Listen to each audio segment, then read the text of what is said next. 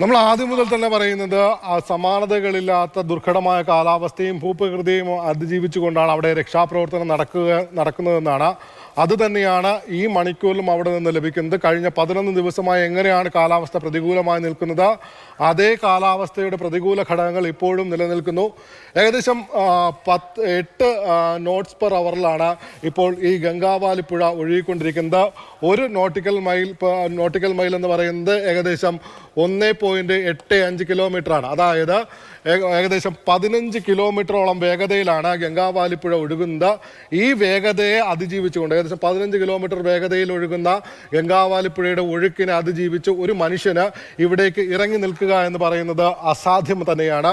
അതുകൊണ്ടാണ് ഇപ്പോൾ ഈ പുഴയുടെ ഗതി തിരിച്ചുവിടാൻ, അല്ലെങ്കിൽ ഈ മേഖലയിൽ ഇപ്പോൾ സിഗ്നൽ ലഭിച്ചിരിക്കുന്ന 2 സ്ഥലങ്ങളാണ്. ആ 2 സ്ഥലങ്ങളിലെ ഒഴുക്ക് തിരിച്ചുവിടാൻ, അല്ലെങ്കിൽ അതിന് എന്തെങ്കിലും പ്രതിബന്ധം ഉണ്ടാക്കുക എന്നതാണ് ഒന്നാമത്തെ ലക്ഷ്യം.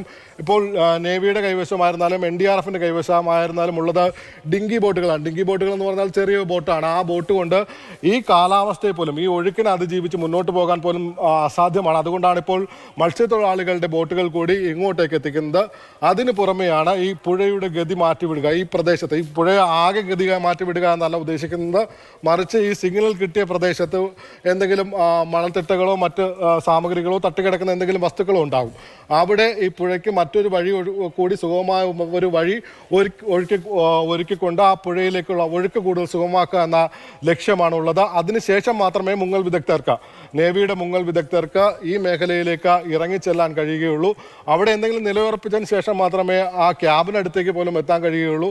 അതിനുവേണ്ടിയാണ് ഇത്തരത്തിലൊരു പുഴയുടെ ഒഴുക്കിൻ്റെ രീതി ഒന്ന് മാറ്റിവിടാനുള്ള ആലോചന നടക്കുന്നത്. 15 കിലോമീറ്ററിലധികം വേഗതയിലാണ് ഒഴുകുന്നത്.